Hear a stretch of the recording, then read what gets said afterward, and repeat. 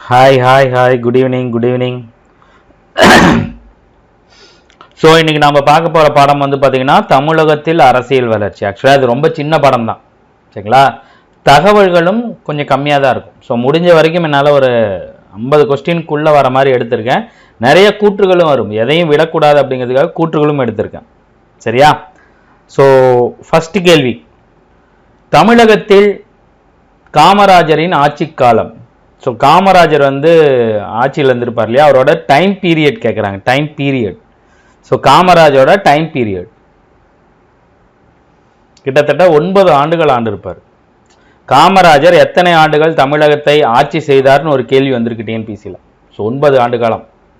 So very good. Option A 1954 to 63. இந்த ராஜாஜி தான் first ஜெயிப்பார் Congress சம்பந்தமா. அவர் ஜெயிச்ச உடனே இந்த குலக்கல்வி திட்டம் ஒன்று கொண்டு வந்துருவார். ஸோ அது பயங்கர எதிர்ப்பு வந்து வேற வழி இல்லாமல் அவர் பதவி விலகி அதற்கப்புறம் காமராஜர் நிற்பார். ஸோ காமராஜர் எப்பயுமே பதவிக்கு ஆசைப்பட்டவரே கிடையாது. ஒருவேளை அவர் ஆசைப்பட்டிருந்தார்னா அவரால் இந்திய பிரதமராக இருக்க முடியும். 2 தடவை இந்திய பிரதமராக இருக்க முடியும். ஆனால் அந்த சான்ஸை நம்ம மிஸ் பண்ணிட்டோம். ஒரு தமிழகத்திலேருந்து ஒரு பிரதமர் இருந்திருந்தாங்க அப்படின்னா தமிழகத்துக்கும் டெல்லிக்குமான கனெக்ஷன் இன்னுமே நல்லா இருந்திருக்கும், சரியா? சுப்பராயலுக்கு பின் ஆட்சி பொறுப்பேற்றவர் யார்? ஸோ நீதி கட்சி வந்து பார்த்தீங்கன்னா ஒரு பெரிய டாபிக், சரிங்களா? அது ஒரு நார்மலான டாபிக் தான். அதில் சில பேர் வருவாங்க, அதில் சில விஷயங்கள் மட்டும் முக்கியம், சரிங்களா? ஃபர்ஸ்ட் வந்தது சுப்பராயலு. சுப்பராயலுக்கு அப்புறம் ஆட்சி பொறுப்பேற்றார். சுப்பராயலு வந்து பார்த்தீங்கன்னா 1920, சரிங்களா? 23 அவருக்கு அப்புறம் ஆட்சி பொறுப்பேற்றவர் யாரு? சுப்பராயலுக்கு பின் ஆட்சி பொறுப்பேற்றவர். Very good. யார் அடுத்த சிஎம்னு கேட்குறாங்க. சுப்பராயலுக்கு பின் பனகல் அரசர் அவரோட பேர், சரிங்களா? மெட்ராஸ் மாநிலத்தின் பெயரை தமிழ்நாடு என்று எந்த ஆண்டு பெயர் மாற்றம் செய்தனர்? மெட்ராஸ் ஸ்டேட்டோட நேமை வந்து தமிழ்நாடுன்னு சொல்லி சேஞ்ச் பண்ண வருஷம். ஸோ தங்கிலீஷ்ல சொல்றேன், கொஞ்சம் புரிஞ்சுப்பீங்கன்னு நினைக்கிறேன், சரிங்களா? பைலிங்குவல் உங்களுக்கு வந்து என்னால் கொஸ்டினாக கொடுக்க முடியல. நான் மறுபடியும் இந்த லைவ்லையும் அதே சொல்கிறேன். என்னால் முடிஞ்ச வரைக்கும் தங்கிலீஷில் சொல்கிறேன். அதை வச்சு நீங்கள் கொஸ்டினாக தெரிஞ்சுக்க. ஸோ மெட்ராஸ் ஸ்டேட்டோட பேரை தமிழ்நாடு அப்படின்னு சொல்லி நேம் சேஞ்ச் பண்ணுறது என்ன வருஷம்? Very good. 1969, சரியா? ஸோ புக்கில் இல்லாத சில தகவல் தரேன். இது வந்து பார்த்தீங்கன்னா ரொம்ப முக்கியம். ஆக்சுவலாக தமிழகத்துக்கு தமிழ்நாடு அப்படின்னு சொல்லி பேர் மாற்றணும் அப்படின்னு சொல்லிட்டு ஒருத்தர் 76 நாள் உண்ணாவிரதம் வந்து செத்து போயிடுவார், சரிங்களா? சங்கரலிங்கனார். அவரோட டேட் வந்து பார்த்தீங்கன்னா வரும், சரிங்களா? அவர் செத்ததுக்கு அப்புறம் காமராஜர், ராஜாஜி, அண்ணா இந்த மாதிரி நிறைய பேர் வலியுறுத்தியும் அவர் உண்ணாவிரதத்தை கைவிட மறுத்துட்டு அவர் செத்து போயிடுவார், சரிங்களா? 1956 அக்டோபர் 13 அவர் செத்து போயிடுவார், சரியா?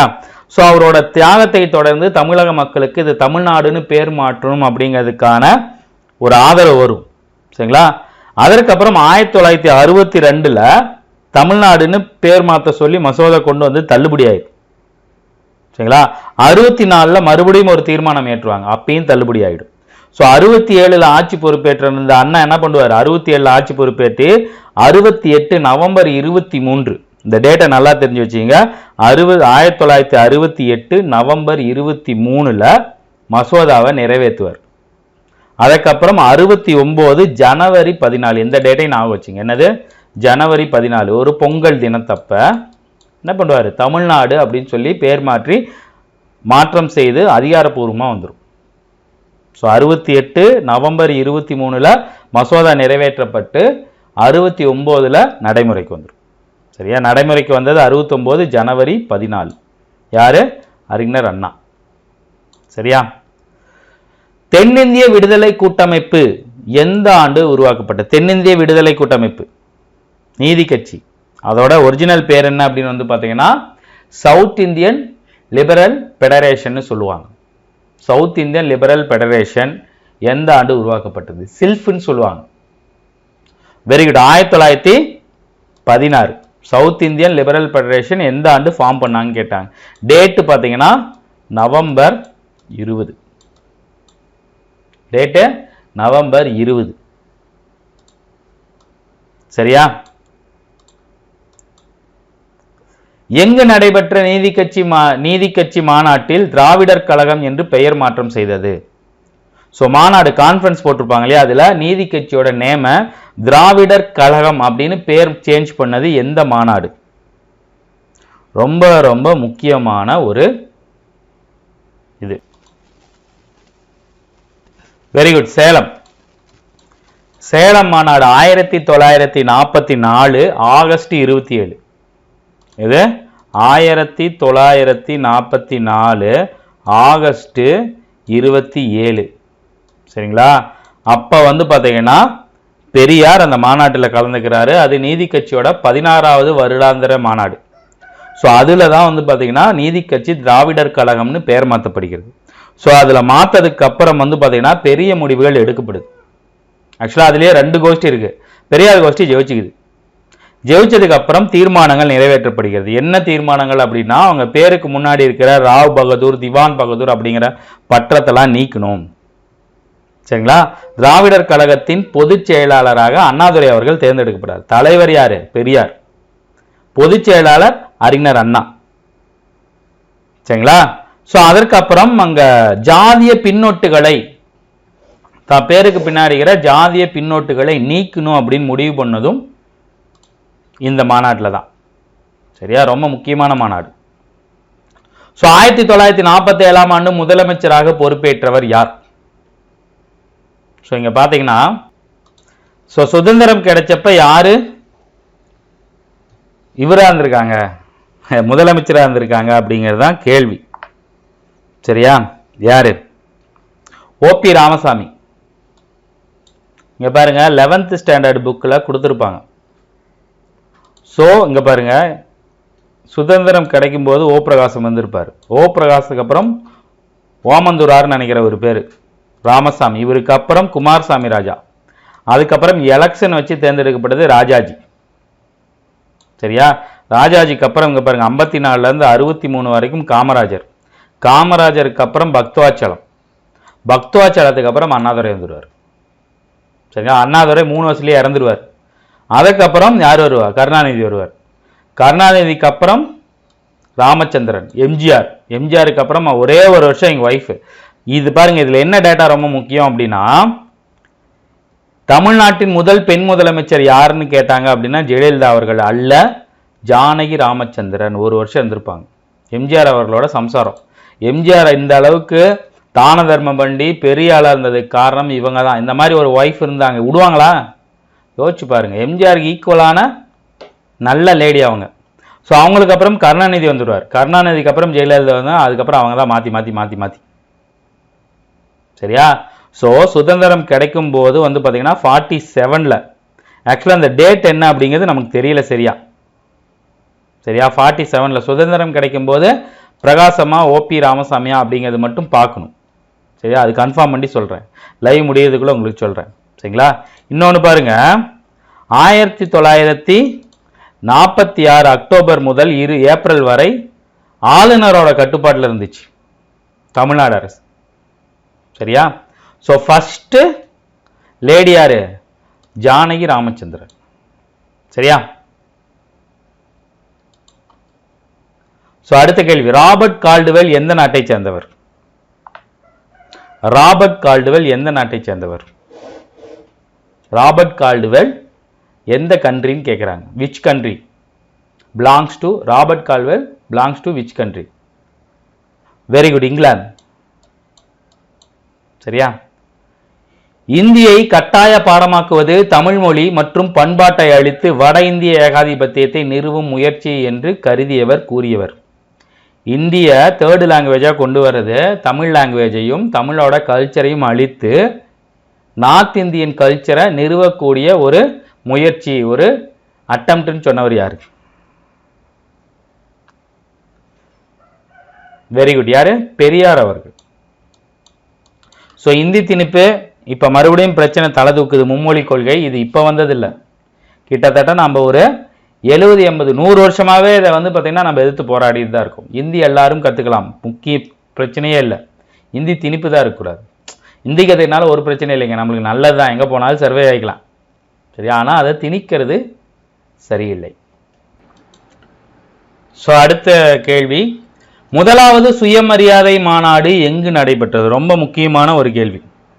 முதலாவது சுயமரியாதை மாநாடு எங்கு நடைபெற்றது? இந்த ஃபர்ஸ்ட் சுயமரியாதை மாநாடு ரொம்ப முக்கியம், சரிங்களா? அது எங்க நடைபெற்றது, அதோட தலைவராக தேர்ந்தெடுக்கப்பட்டவர் யாரு, அது எல்லாமே கேட்பாங்க. ஸோ ஃபர்ஸ்ட் கேள்வி பார்த்துக்கலாம். முதலாவது ஃபர்ஸ்ட் சுயமரியாதை, இதுக்கு வந்து பார்த்தீங்கன்னா என்ன சொல்றது, நம்ம செல்ஃப் ரெஸ்பெக்ட்னு சொல்லுவாங்க. செல்ஃப் ரெஸ்பெக்ட் கான்ஃபரன்ஸ், அந்த இயக்கம் செங்கல்பட்டு, எங்க செங்கல்பட்டுல நடந்துச்சு. நான் சொன்னது கரெக்ட் தான். செல்ஃப் ரெஸ்பெக்ட் மூமெண்ட்னு சொல்லுவாங்க. அதோட ஃபர்ஸ்ட் கான்ஃபரன்ஸ் செங்கல்பட்டுல நடந்துச்சு. எப்ப நடந்துச்சுன்னு வந்து பாத்தீங்கன்னா, வருஷத்தை நோட் பண்ணி வச்சுங்க, புக்கில் கொடுத்துருப்பாங்க, நோட் பண்ணி வச்சுங்க. 1929, சரிங்களா? ஃபெப் 17, 18, சரிங்களா? பெரியாரோட தலைமை இருந்தாலும் அதை சிறப்புரை ஆற்றி வைச்சவர் யாருன்னு வந்து பார்த்தீங்கன்னா, யாரு? அப்பயது சென்னை மாகாணத்தின் முதல்வராக இருந்த சுப்பராயன், நீதி கட்சியோட முதலமைச்சராக இருந்த சுப்பராயன், சரிங்களா? இந்த மாநாட்டில் தான் பெரியார் என்ன பண்ணாரு, தன்னோட ராமசாமி நாயக்கர் அப்படிங்கிற பேரை வந்து வெறும் ஈவே ராமசாமின்னு மட்டும் ஆகிறார். நாயக்கர் அப்படிங்கிற அந்த ஜாதி பட்டத்தை துறந்து ராமசாமி அப்படின்னு பேர் வச்சுக்கிறார், சரிங்களா? அது மட்டும் இல்லாம இந்த மாநாடோட ஒரு முக்கியமான தலைமை யாருன்னு வந்து பாத்தீங்கன்னா, இவரு சவுந்தர பாண்டியன் ஒருத்தர் இருந்தார், சரிங்களா? யாரு? சவுந்தர பாண்டியன். சோ சவுந்தர பாண்டியன் தலைவராக இருந்தாரு. அதை சிறப்புரை ஆற்றி வைத்தவர் வந்து பாத்தீங்கன்னா அப்பைத்து சென்னை மாகாணத்தின் முதல்வராக இருந்த சுப்பராயன், சரிங்களா? அது மட்டும் இல்லாம அந்த சுயமரியாதை இயக்கத்தின் பெண் தலைவராக இருந்தவங்க வந்து பாத்தீங்கன்னா தலித் பெண்கள், 2 தலித் இன பெண்கள், சரிங்களா? ஒருத்தங்க பேர் வீரம்மாள், இன்னொருத்தங்க பேரு மீனம்மாள் சிவராஜ், சரிங்களா? இவங்கெல்லாம் ரொம்ப முக்கியமான ஒரு ஆளுமையா இருந்தாங்க. ஸோ இதெல்லாம் எக்ஸ்ட்ரா தகவல் நோட் பண்ணி வச்சுங்க, சரியா? ஸோ அடுத்து பொது உடைமை கட்சி, communist party, which year started, சரிங்களா? இது ஆல்ரெடி போன எக்ஸாம்லையும் பார்த்தோம். போன லைவுக்கு முந்தின லைவ்ல பார்த்தோம். 1925 கரெக்ட். முறைப்படி இந்தியாவில் தொடங்கப்பட்டது பம்பாயில் 1925. ஆனா 2-3 வருஷத்துக்கு முன்னாடியே உஸ்பெகிஸ்தான் தாஸ்காண்டில் தொடங்கியிருப்பாங்க, சரியா? நீதி கட்சியின் பெயரை திராவிடர் கழகம் என்று பெயர் மாற்றி வரலாற்று சிறப்புமிக்க தீர்மானத்தை கொண்டு வந்தவர் யார்? நீதி கட்சியோட நேம வந்து திராவிடர் கழகம் அப்படின்னு சொல்லி டிகே அப்படின்னு சொல்லி மாற்றி அந்த மொமெண்ட்டை கொண்டு வந்தது யார்? தீர்மானத்தை கொண்டு வந்தது யார்? அக்ரிமெண்ட்டை கொண்டு வந்தது யார்? யாரு? அப்ப இது திராவிடர் கழகத்தின் பொதுச் செயலராக தேர்ந்தெடுக்கப்பட்ட CN அண்ணாதுரை, அறிஞர் அண்ணா, சரியா? சோ அடுத்து, எந்த அரசு அமைப்பு உறுப்பின்படி இந்திய மொழி இந்திய நாட்டின் அலுவலக மொழியாக ஆக்கப்பட்டது? விச் ஆர்டிகல்னு கேட்கிறாங்க. எந்த ஆர்டிகல் பிரகாரம் ஹிந்தி இருக்கு இல்லையா, ஹிந்தி இந்திய நாட்டின் அலுவலக மொழி, அபிஷியல் லாங்குவேஜா ஹிந்தியை கொண்டு வந்தது என்ன ஆர்டிகல்னு கேட்கிறாங்க. வெரி குட், ஆர்டிகல் 313, சரியா? சட்டமும் விதிகளும் மக்களுக்காக ஏற்படுத்தப்பட்டவை, சட்டத்துக்காகவும் விதிமுறைகளுக்காகவும் மக்கள் இல்லை என்று கூறியவர் யார்? சோ ரூல்ஸ் அண்ட் ரெகுலேஷன் மக்களுக்காக தான். ஸோ மக்களுக்காக தான் அது. ரெகுலேஷன் அண்ட் ரூல்ஸுக்கோசரம் மக்கள் இல்லை அப்படின்னு சொன்னது யார்? கர்ம வீரர், பெருந்தலைவர் என்று அழைக்கக்கூடிய தகுதி பெற்ற ஒரே தலைவர், சரிங்களா? இவர் மேல எந்த ஒரு இதுவுமே இல்லைங்க. அப்பற்ற ஒரு அப்பழுக்கற்ற ஒரு தலைவர், எனக்கு ரொம்ப பிடிச்ச தலைவர் யாரு? காமராஜர் ஐயா அவர்கள், சரிங்களா? இவரோட காமராஜர் படம் நான் சின்ன வயசுல கூட்டிட்டு போய் காட்டினாங்க. எனக்கு நிறைய சீன் வந்து பாத்தீங்கன்னா கண்ணு எனக்கே தெரியாம கலங்குது. இப்ப பார்க்கும்போது அந்த இப்படி ஒரு ஆள் இருந்திருக்க முடியுமா அப்படிங்கிற மாதிரி இருக்கும். அது அவர் அந்த வெள்ளந்தியா பேசக்கூடிய அவர் அந்த ஸ்லாங்கும், அந்த அந்த காமராஜரா ஒருத்தர் நடிச்சிருப்பார், அவரோட ஆக்டிங் அப்பா சாமி பயங்கரமா இருக்கும். இந்த இடையில நான் ஏன் இந்த மாதிரியான குட்டி குட்டி கதைகள் இந்த மாதிரிலாம் சொல்றேன் அப்படின்னா, இந்த மாதிரி கேள்விகள் வரும்போது இந்த மாதிரியான சம்பவங்களும் உங்களுக்கு ஞாபகம் வருங்கிறதுக்கோசம் தான், சரியா? சில பேருக்கு அது போர் அடிக்கலாம், இருந்தாலும் நான் சொல்றேன், சரியா? அப்படிலாம் இல்லையா? சரி, ரைட்டு.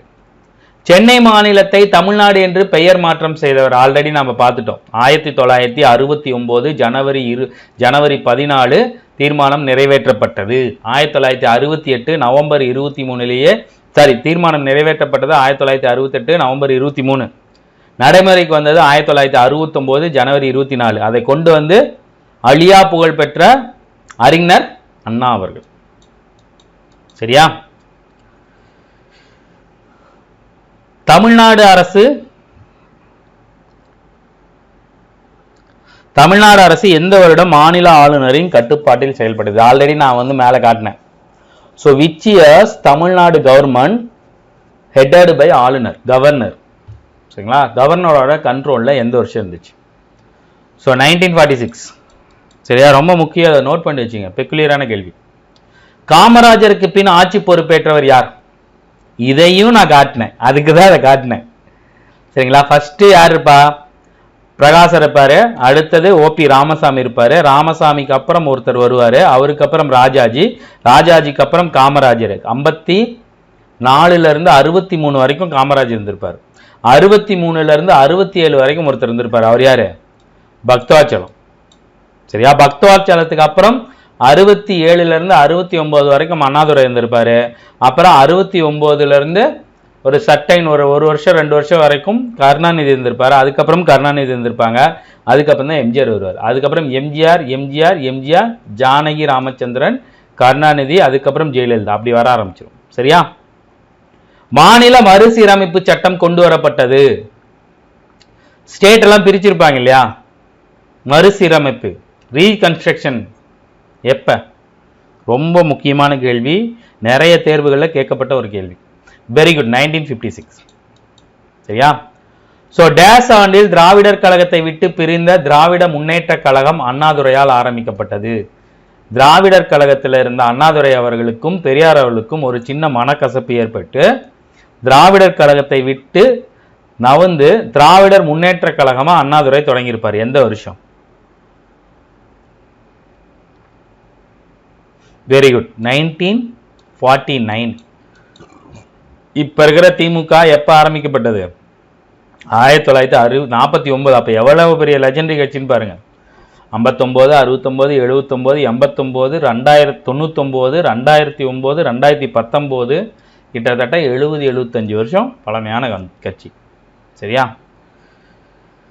சோ கீழ்கண்ட கூற்றுகளில் சரியான விடையை தேர்ந்தெடுங்க. பிராமணர்கள் ஆரியர்கள் எனவும் வடமொழி நாகரிகத்தின் பாதுகாவலர் எனவும் அடையாளப்படுத்தப்பட்டனர்.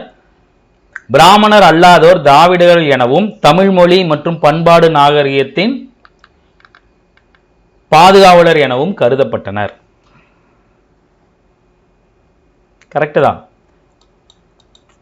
சோ பிராமணர்களா ஆரியர்கள் சொன்னாங்க, தமிழர்களை திராவிடர்கள் சொன்னாங்க. நாம திராவிடர்களா இல்லையான்னு தெரியாது எனக்கு, ஆனா நம்ம தமிழர்கள். சரியா? யார் அளித்த புள்ளியில் விவரமானது 3% மட்டும் அங்கம் வகிக்கும் பிராமணர்கள் வாய்ப்புகளை எடுத்துக்கொண்டார்கள் என்று நிரூபித்தது. ஒருத்தர் வந்து பாத்தீங்கன்னா ஒரு சர்வே ரிப்போர்ட் கொடுக்கிறார். அந்த சர்வே ரிப்போர்ட்ல 3% இருக்கக்கூடிய பிராமின்ஸ் எல்லா வாய்ப்புகளையும் எல்லா ஆப்பர்ச்சுனிட்டியும் எடுத்துக்கிறாங்க அப்படின்னு நிரூபிச்சது யாரோட அந்த சர்வே ரிப்போர்ட்னு கேட்கிறாங்க. காடிவ், வில்லியம் காடிவோ ஏதோ வரும். சரியா? சோ பெரியார் எந்த ஆண்டு நீதி கட்சியின் தலைவராக தேர்ந்தெடுப்பார்? ரொம்ப ரொம்ப முக்கியம். பெரியாரா இந்திய எதிர்ப்பு போராட்டத்தில் தூக்கி ஜெயிலில் போட்டுருவாங்க. ஜெயிலில் இருக்கும்போதே நீதி கட்சியோட தலைவராக தேர்ந்தெடுக்கப்படுவார். எந்த வருஷம்? ரொம்ப ரொம்ப முக்கியமான கேள்வி. ஸோ 1938. 1938 தேர்ந்தெடுக்கப்பட்டிருப்பாரு. 1944 நீதி கட்சியா பேர் மாத்திருப்பாங்க. அதுல இருந்து 1949 டிஎம்கே தனியா பிரிஞ்சிடும். சரியா? அதுக்கப்புறம் எம்ஜிஆர் இருக்காரு இல்லையா, அவர் என்ன பண்ணுவாரு? 70-71 வந்து பாத்தீங்கன்னா ஏடிஎம்கே ஆரம்பிச்சிருவார். சரியா? ஸோ இப்படிதான் ஒவ்வொன்றா பிரியும். ஸோ எல்லாத்துக்கும் ஆதாரம் எது? நீதி கட்சி. நீதி கட்சியிலிருந்து திராவிடர் கழகம், திராவிடர் கழகத்திலிருந்து திமுக முன்னேற்ற கழகம், திமுக முன்னேற்ற கழகத்திலிருந்து அண்ணா திராவிட முன்னேற்ற கழகம், அண்ணா திராவிட முன்னேற்ற கழகத்திலிருந்து மதிமுக, இப்படிதான் ஒவ்வொன்றா பிரிஞ்சிச்சு. சரியா? ஸோ கூற்று, நீதி கட்சி 1921 முதல் 37 வரை தொடர்ச்சியாக அதிகாரத்தில் இருந்தது.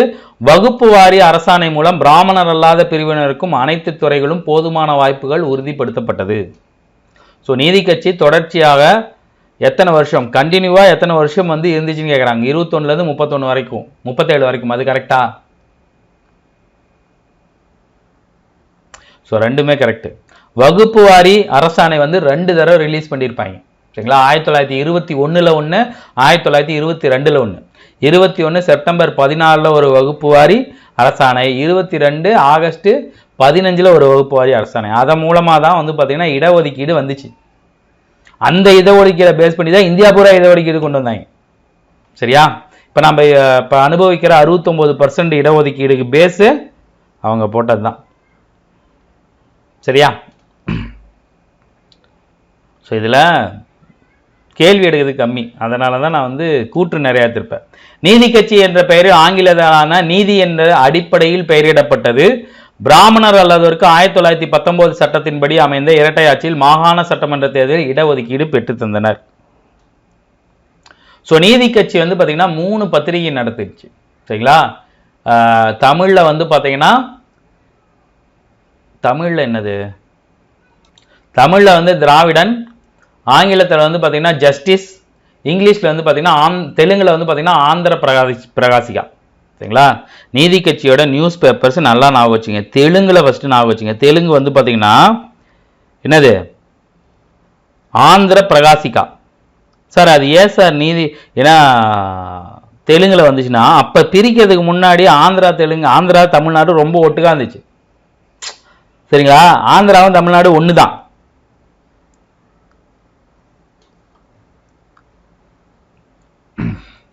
ஸோ இங்கிலீஷ்லேயே அவங்க ஒரு பத்திரிகை வச்சுருந்தாங்க. அந்த பத்திரிகையோட பேர் வந்து பார்த்தீங்கன்னா ஜஸ்டிஸ். ஸோ அதன் மூலமாக தான் அது ஜஸ்டிஸ் பார்ட்டின்னு கூப்பிட்டு ஆரம்பித்தாங்க. தமிழில் அது வச்சிருந்த பத்திரிகை பேர் வந்து பார்த்தீங்கன்னா திராவிடன். என்னது, திராவிடன் சரியா. ஸோ இதுக்கான ஆன்சர் வந்து பார்த்தீங்கன்னா 1, 2 சரி. 15 ஆண்டுகளில் 23 முறை சிறை சென்றவர் யார்? 15 வருஷத்தில் 23 டைம்ஸ் ஜெயிலுக்கு போனது யார்? அதனால இவர் என்ன சொல்லுவாங்க, சிறை பறவைன்னு சொல்லுவாங்க. யாரு? பெரியார் அவர்கள். சும்மா சொம்பு தேடிலாம் போகல, அவரு போராட்டம் பண்ணி போயிருப்பாரு சரியா. சென்னை வாழ் மக்கள் சங்கம் நிறுவப்பட்ட ஆண்டு. சென்னை வாழ் மக்கள் சங்கம் நிறுவப்பட்ட ஆண்டு. பெரியாரு 15 வருஷத்துல 23 முறை போராட்டம் பண்ணி சிறை செஞ்சிருப்பார். ஏதாவது ஒன்று பண்ணிக்கிட்டே இருப்பார், குடைச்சல் கொடுத்துக்கிட்டே இருப்பார், யாருக்காவது ஒருத்தர் குடைச்சல் கொடுத்துக்கிட்டே இருப்பார். எல்லாமே சுயமரியாதைக்காகவும் மக்களுக்காகவும் தான் சரியா. ஸோ சென்னை வாழ் மக்கள் சங்கம் நிறுவப்பட்ட ஆண்டு இதுதான் ஃபர்ஸ்ட். மெட்ராஸ் நேட்டிவ் அசோசியேஷன் சங்கம்னு சொல்லுவாங்க, MNA. இதுதான் வந்து பார்த்தீங்கன்னா இந்தியாவிலேயே ஃபர்ஸ்ட். இதுக்கப்புறம் தான் காங்கிரஸே. வருஷம் அது 1852 மெட்ராஸ் நேட்டிவ் அசோசியேஷன். தமிழகத்தில் அரசியல் விடுதலை போராட்டம், அரசியல் தமிழகத்தில் விடுதலை போராட்டம் அப்படிங்கிற பாடத்தில் இதோட டேட் வரைக்கும் எல்லாம் பார்ப்பீங்க சரிங்களா. தமிழகத்தில் குலக்கல்வி திட்டத்தை அறிமுகப்படுத்தியவர் யார்? தமிழகத்தில் குலக்கல்வி திட்டத்தை அறிமுகப்படுத்தியவர் யார்?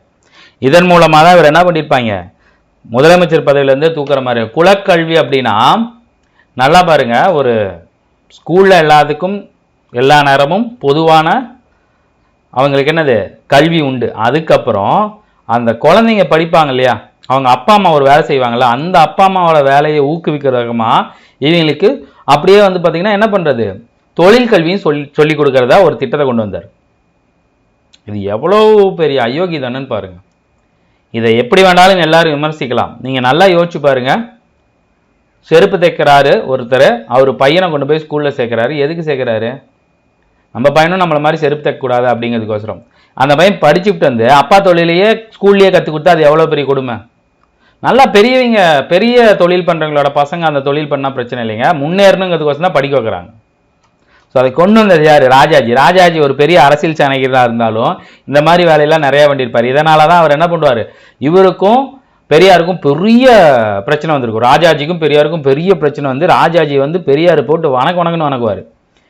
காங்கிரஸே உளுந்துரும் தமிழ்நாட்டில் அப்படின்றனால என்ன பண்ணுவாங்க, இவரை பதவி விட்டு நீக்கிவிட்டு அப்போ தான் வந்து பார்த்தீங்கன்னா இவர் வருவார், காமராஜர் வருவார் சரியா. ஸோ சென்னை பல்கலைக்கழகம் எந்த ஆண்டு நிறுவப்பட்டது? ரொம்ப ரொம்ப முக்கியமான ஒரு கேள்வி. சென்னை பல்கலைக்கழகம் நிறுவப்பட்ட மெட்ராஸ் யூனிவர்சிட்டி ரொம்ப பழமையான யூனிவர்சிட்டி. ஸோ சென்னை பல்கலைக்கழகத்துக்கு போனாவே நம்ம மனசில் ஒரு கழகம் இருந்துக்கிட்டே இருக்கும், எப்பயும் படிக்கணும் அப்படிங்கிறது. ஸோ சிப்பாய் கழகம் என்ன வருஷம்? 1857. ஸோ சென்னை பல்கலைக்கழகம், கழகம்னு ஞாபகம் வச்சுங்க, சிப்பாய் கழகம், பல்கலைக்கழகம். சரியா? மக்கள் தொகை அடிப்படையில் தமிழகம் இந்தியாவின் எத்தனாவது பெரிய மாநிலம்? இதுலேயும் இந்த டேட்டா கொடுத்துருக்காங்க, இந்த புக்கில் கொடுத்த டேட்டா. ஸோ பாப்புலேஷன் லெவலில் தமிழ்நாடு எத்தனாவது லார்ஜஸ்ட் ஸ்டேட்டுன்னு கேட்குறாங்க இந்தியா கட்டிக்கல. 7th. சரியா? 3 இல்லை, 7th. என்னடா அது? சரி, 7th நான் வச்சுங்க. சரியா? நீதி கட்சியின் முதல் தலைவர் யார்? நீதி கட்சியின் முதல் தலைவர் யார்?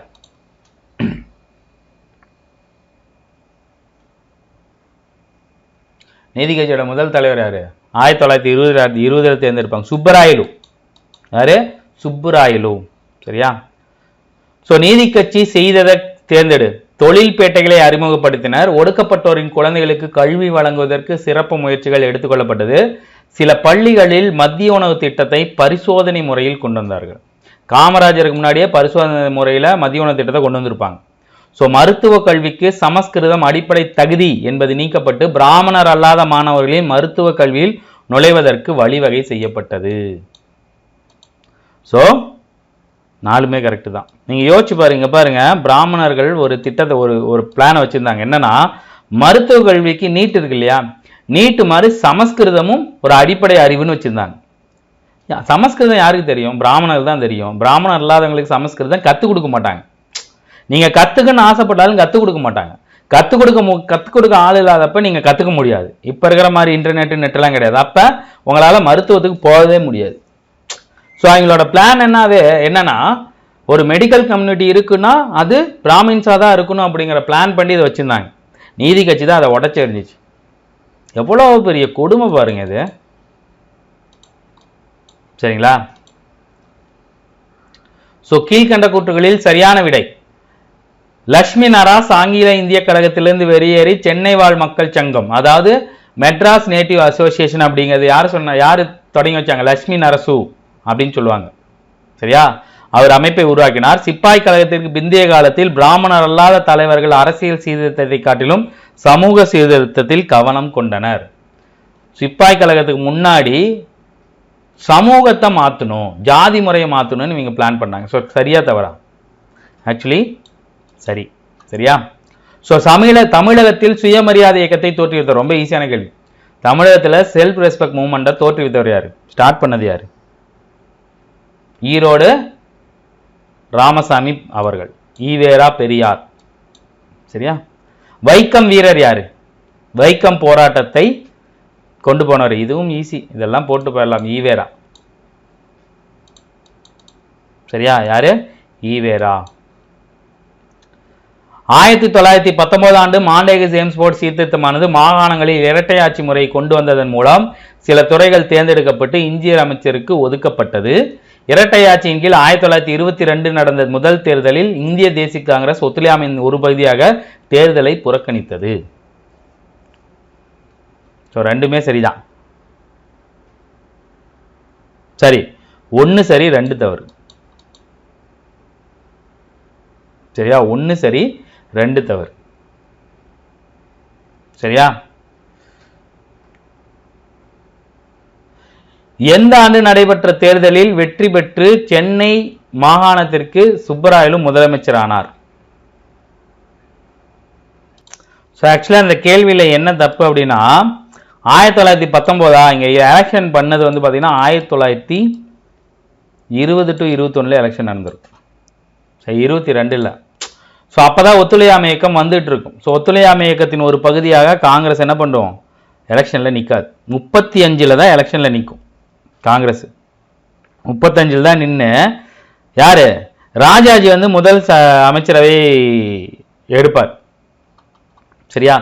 எந்த ஆண்டு நடைபெற்ற தேர்தலில் வெற்றி பெற்று சென்னை மாகாணத்திற்கு சுப்பராயலு முதலமைச்சர்? இப்பதான் பார்த்தோம்.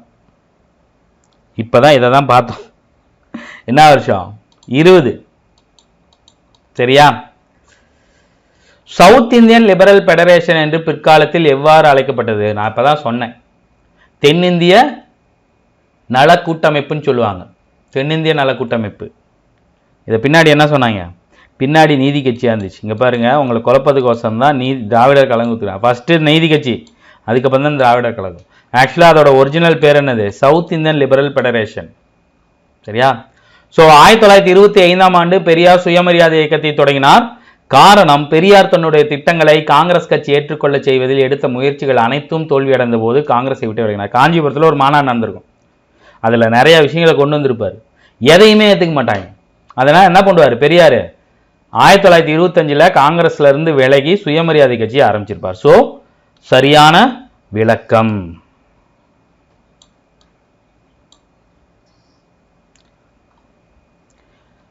டாக்டர் முத்துலட்சுமி அவர்களின் முயற்சியால் இந்தியாவில் முதன்முறையாக தேவதாசி முறை ஒழிக்கப்பட்டது.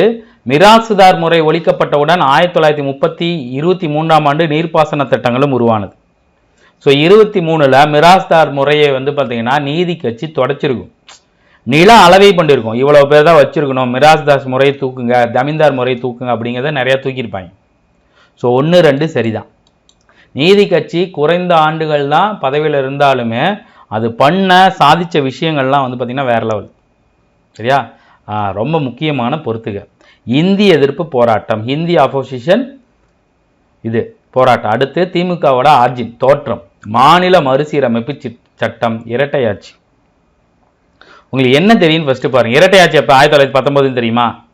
ஸோ போடுங்க, 4க்கு 3 எங்கே இருக்குது, இங்கே 1 தான் இருக்குது. ஸோ இதுதான், அவ்வளோதான் ஆன்சர், அடிச்சுட்டு போயிட்டே இருக்கலாம். இந்திய எதிர்ப்பு போராட்டம் 1937, இதில் கைது பண்ணி சிறையில் வச்சுக்கும் போது 38ல் நீதி கட்சியின் தலைவராக பெரியார் தேர்ந்தெடுக்கப்படுவார்.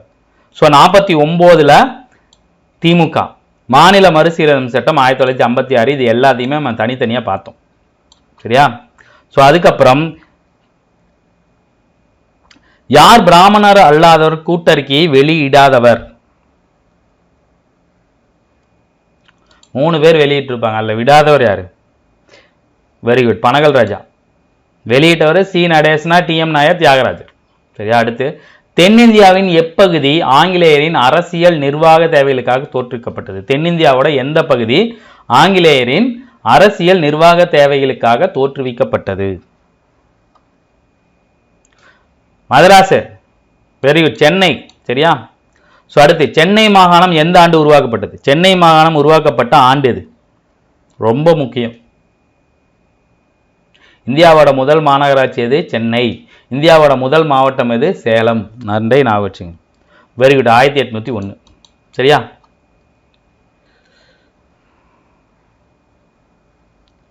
பிராமணர் அல்லாத உறுப்பினர்களின் கோரிக்கையை காங்கிரஸ் கருத்தில் கொள்ளவில்லை. காரணம், முதன்மையான கட்சியான இந்திய தேசிய காங்கிரஸ் ஆனது பிராமணர்களின் ஆதிக்கத்தில் இருந்தது. உண்மைதான். அதனால தான் பெரியார் வெளியே வந்திருப்பார், காங்கிரஸ்ல இருந்து வெளியே போய் முஸ்லீம் லீக் ஆரம்பிச்சிருப்பாங்க. சரியா? கீழ்கண்ட கூற்றுகளில் சரியான விடை. நீதி கட்சி ஆட்சியாளர்கள் இந்து சமய அறநிலை வாரியத்தை அமைத்ததன் மூலம் ஆலய விவகாரங்களை ஒழுங்குபடுத்தினர். பஞ்சமர்களுக்கு நிலத்தை ஒதுக்கீடு செய்து கொடுத்தனர். பஞ்சமி நிலம் அப்படின்னா நிலமில்லாதவர்களுக்கு நிலம் வரக்கூடிய ஒரு திட்டம். இந்து சமய அறநிலை சட்டத்தை கொண்டு வந்தாங்க. என்ன வருஷம்னா 1926. ஸோ 1, 2 இரண்டுமே சரிதான். எல்லா பாயிண்டும் உங்களுக்கு ஞாபகம் வரணும் தெரியணுங்கிறதுக்கோசம் தான் சொன்னேன். இந்து சமய அறநிலை சட்டத்தை கொண்டு வந்தது 1926. அனைவரும் அர்ச்சகராகலாம், யார் வேணாலும் கோயிலுக்குள்ளே போதலாம், கோயில்கள் அரசாங்கத்தால் முக்கியமான கோயில்கள் இந்து சமய அறநிலைத்துறையால் எடுத்துக்கிடுது அப்படிங்கிறத நிறைய விஷயத்தை கொண்டு வந்தாங்க. சரியா? 75 மைல் தொலைவிற்குள்ள பேருந்து தடங்களை தேசிய மயமாக்கியது. அதாவது திமுகவோட சாதனைகள். அனைத்து ஜாதி ஏழை மாணவர்களுக்கும் பல்கலைக்கழகத்திற்கு முந்தைய கல்வி மற்றும் தொழில் கல்வி முந்தைய படிப்புகளுக்கு கல்வி கட்டண விதிவிலக்கு, முதலாவது உலகத்தமிழ் மாநாடு, தமிழக மக்களுக்கு மானிய விலையில் அரிசி. Very good, 1, 2, 4. முதலாவது உலகத்தமிழ் மாநாடு இவங்க நடத்தல, அதுக்கு முன்னாடியே நடத்தப்பட்டது. சரியா? ஸோ திராவிட ஆட்சியாளர்களின் சாதனை. திராவிட ஆட்சியாளர்னா திமுக வரும், அதிமுக வரும், கருணாநிதி வருவாங்க, எம்ஜிஆர் வருவாங்க. சைக்கிள் ரிக்ஷா ஒழிப்பு, கையால் மலம் அள்ளுவது ஒழிப்பு, தொட்டில் குழந்தை திட்டம், இதெல்லாம் பார்த்தீங்கன்னா ஜெயலலிதா மேடம் கொண்டு வந்தது. ஒருவரை ஒருவர் அளிக்கும் ஜாதி சண்டைக்கு சமத்துவபுரமும் உழவர் சந்தையும் உருவாக்கப்படுகிறது. இது கருணாநிதி அவர்கள் கொண்டு வந்தது. சமத்துவபுரம் நிறைய பேருக்கு வீடு கட்டி கொடுத்தாங்க, எல்லா ஜாதியினருக்கும் அதில் வீடு கட்டி கொடுத்தாங்க. ஸோ எல்லாமே தான். ஸோ ஒவ்வொன்றுக்கும் ஒவ்வொரு வருஷம் இருக்குது. சரியா, அதெல்லாம் நம்ம தனியாக பார்க்கலாம். நானும் அந்த புக்கில் கொடுக்கல, வருஷம்லாம் கொடுக்கல. தொட்டில் குழந்தை திட்டம் வேண்டாம், 1992. சரியா, 1929ஆம் ஆண்டு சுயமரியாதை இயக்கமானது சென்னை மாகாணத்தில் ஒரு முன்னோடி இயக்கமாக இருந்தது. 1930 ஆண்டுகளில் சென்னை மாகாணத்தில் அதன் புகழ் மங்க தொடங்கியது. ஸோ ரெண்டுமே சரிதான். 30க்கு அப்புறம் காங்கிரஸ் பெரிய அளவில் வந்துடும், நீதி கட்சி கொஞ்சம் ஒன்றும் இல்லாமல் போயிடும். சரியா, முதலாவது சுயமரியாதை மாநாடு இங்கே பாருங்க வச்சுட்டாங்க. ஆக்சுவலாக இது நம்ம தனியாக புக்கில் இல்லாமல் தனியாக பிரேம் பண்ண கேள்விதான். ஸோ 1929 சொன்ன பிப்ரவரி 17, 18 செங்கல்பட்டில் நடந்துச்சு. முதன்முறையாக மலிவு விலை அரிசி திட்டத்தை அறிமுகப்படுத்தியவர், ₹1 ஒரு படி ₹1 யாரு?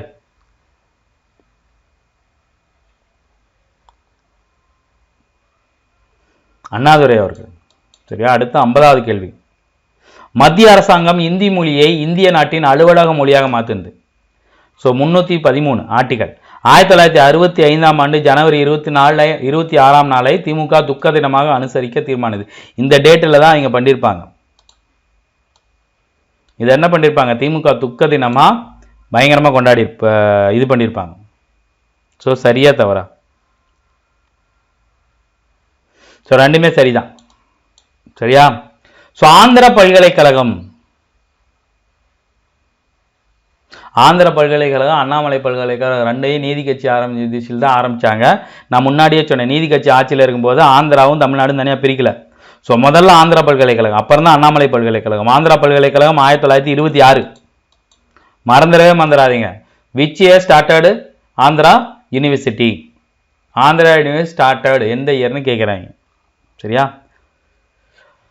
ஸோ 1967ஆம் ஆண்டு பொதுத் தேர்தலில் காங்கிரஸ் கட்சி தோற்கடிக்கப்பட்டது. திமுக வெற்றி பெற்று கருணாநிதி முதலமைச்சரானார். 1 சரி 2 தவறு. Option B.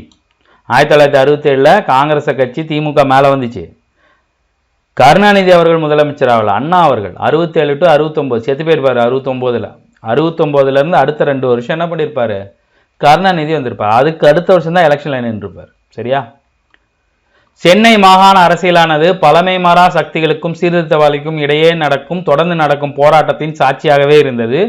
சென்னை மாகாணத்தில் முதல் தேர்ந்தெடுக்கப்பட்ட அமைச்சரை வழிநடத்திய சி ராஜாஜி பள்ளிக்கூடங்களின் எண்ணிக்கையை குறைத்தார், பள்ளிகளில் இந்தி மொழியை திணித்தார், புதிய பாடங்களில் பகுதி நேரமாக கற்பதற்கு பரம்பரை தொழில் எனப்படும் புதிய தொடக்க கல்வி திட்டத்தை அறிமுகப்படுத்தினார். எல்லா சட்டையும் பண்ணியிருப்பார்.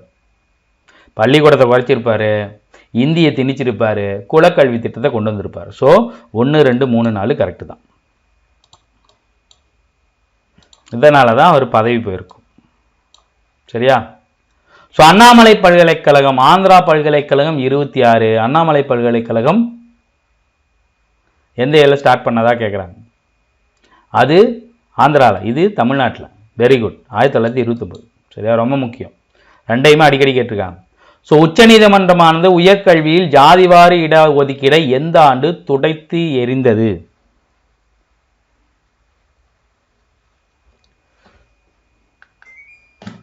Very good. 1951.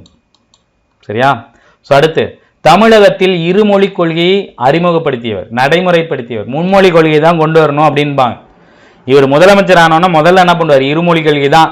ஒன்று தமிழ், இன்னொன்று ஆங்கிலம், இதுதான், 3 மொழி இல்லை அப்படின்னு சொல்லிட்டார். யாரு? அண்ணாதுரை அவர்கள். இப்போ நடக்கிற இதெல்லாம் பார்த்தா மும்மொழி கொள்கையை கொண்டு வந்துடுவாங்க போல, என்ன ஆகும்னு தெரில. 1972ஆம் ஆண்டு எம்ஜி ராமச்சந்திரன் தன்னுடைய திராவிட கட்சியை தொடங்கினார். எம்ஜி ராமச்சந்திரன் 1977ஆம் ஆண்டு நடந்த தேர்தலில் ஆட்சியை கைப்பற்றினார்.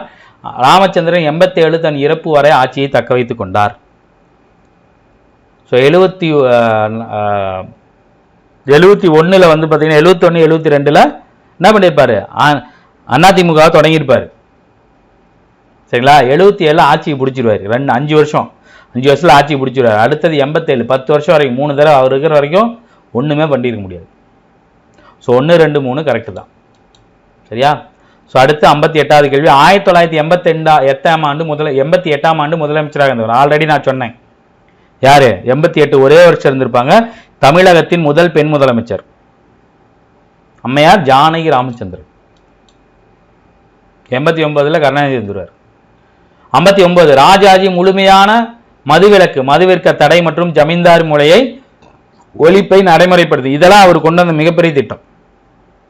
ஒடுக்கப்பட்டோர் ஆலய நுழைவுக்கு இருக்கும் தடையை நீக்குவதற்கு சட்டம் இதையும் கொண்டு வந்தார். அவர் தான் கொண்டு வந்திருப்பார். மதுவிலக்க முதல்ல மதுவினால வர வருமானம் தேவையில்லைன்னு மதுவிலக்கை தமிழகத்தில் கொண்டு வந்த முதல் முதலமைச்சர் யாருன்னா ராஜாஜி தான். ஸோ ரெண்டுமே சரிதான். அங்க பாருங்க, அவரு அந்த மாதிரி வேலையும் பார்த்திருப்பாரு, ஆலய நுழைவுக்கு இருக்கும் தடையும் நீக்கியிருப்பார், இந்த மாதிரி வேலையும் பார்த்திருப்பார், நல்லதும் பண்ணியிருப்பாரு, சில தேவையில்லாத வேலையும் பண்ணியிருப்பார். சரியா? ஸோ இந்தி மொழியை கட்டாயமாக பள்ளியில் அறிமுகப்படுத்திய நடவடிக்கையானது பல பள்ளிக்கூடங்களை மூடுவதற்கு காரணமானது. 37ஆம் ஆண்டு இந்திய எதிர்ப்பு போராட்டத்திற்கு அனைவரும் ஒன்று சேர்ந்தனர். இந்திய அப்போசிஷன் என்ன இயர்? 1937. ஸோ இந்தி மொழியை கட்டாயமாக திணிச்சனால நிறைய ஸ்கூலை க்ளோஸ் பண்ணிட்டாங்க. ஸோ ரெண்டுமே சரிதான். சரியா? ஸோ அடுத்து திராவிட நாடு என்ற கோரிக்கை எழுப்பியவர் யார்?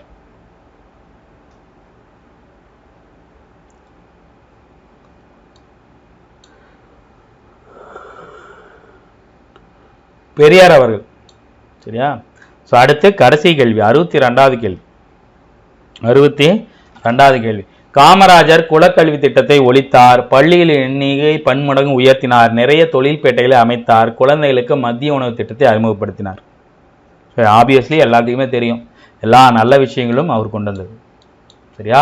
ஸோ இதோட இந்த லைவ் முடியுது. சரியா? இந்த லைவை பார்த்தீங்கன்னா ஆன்லைனில் பார்த்துட்டு இருந்தவருக்கு தேங்க்யூ, வாழ்த்துக்கள். ஆஃப்லைனில் பார்க்குறவங்களுக்கும் வாழ்த்துக்கள். ஏன்னா ஆன்லைனில் பார்க்க முடியல அப்படிங்கிறத அந்த டைமை ஒதுக்கி நீங்கள் ஆஃப்லைனில் பார்க்குறீங்க இல்லையா, அதுக்கு என்னோட சல்யூட். சரிங்களா? சார் என்னால் ஆன்லைனில் பார்க்க முடியல, ஆஃப்லைனில் தான் பார்க்க முடியுது அப்படின்னா பிரச்சனை இல்லை. எங்களுக்கு வேண்டியது நீங்கள் பாருங்கள், உங்களை என்கேஜாக வச்சுக்கணும். நீங்கள் படிக்கணும், டெஸ்ட்டு நிறையா போட்டு பார்க்கணும், மார்க் எடுக்கணும், பாஸ் பண்ணணும், போகணும். அது மட்டும்தான் எங்களோட ஒரே குறிக்கோள். சோறு தண்ணி இல்லாமல் வேலை பார்க்கறது நாங்கள் ரெடி. சரியா? எங்களோட லைவ் முன்ன பின்ன வரலாம், ஆனால் வந்துடும். சரிங்களா? நீங்கள் ஆன்லைனில் பார்க்க முடியலையா, டைமுக்கு வர முடியலையா, பரவாயில்ல, ஆஃப்லைனில் பாருங்கள், பார்த்துருங்க எப்படியாவது. சரியா? ஸோ இந்த லைவ் உங்களுக்கு யூஸ்ஃபுல்லாக இருந்திருக்குன்னு நினைக்கிறேன். இதே மாதிரி அடுத்த ஒரு லைவில் நம்ம சந்திப்போம். தேங்க்யூ.